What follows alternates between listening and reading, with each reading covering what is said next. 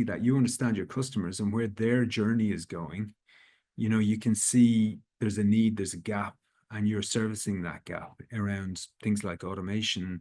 And you're talking about getting into the sort of higher levels of management accounting, and allowing their teams to rise up the value chain themselves. But what you're also doing, which I really like from what you just said, is you're branching out of the finance silo into procurement and other areas of the business. That's really interesting. Now you're bringing your IT, procurement, finance hats together. That's a powerful combination of skill sets. So yeah, let's talk about the opportunity that comes from that, that you see it in your client organizations.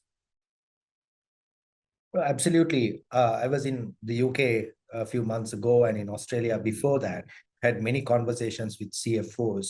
And one theme that keeps emerging repeatedly is talent.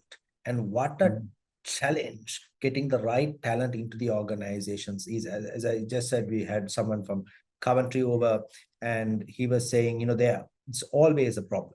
And that's going to become worse in coming months with some of the employment changes in the UK, rising costs. So I am a strong believer, and something that COVID taught us, that you can collaborate across boundaries, right? You can work across boundaries, you can access talent from anywhere in the world, and people are now more comfortable with that idea.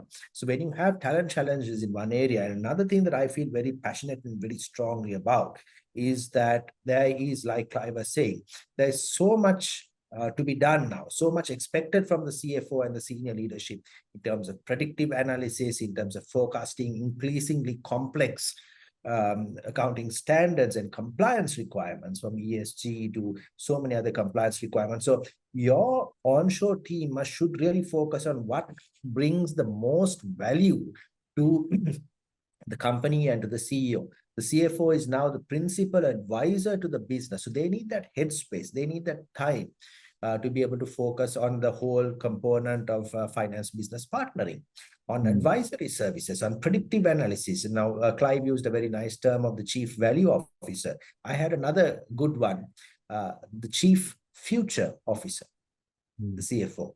Right? Someone who would paint the picture of the future, model different scenarios. Now, when you have that type of a requirement, and that's where finance people would like to be part of, focusing on the analytics.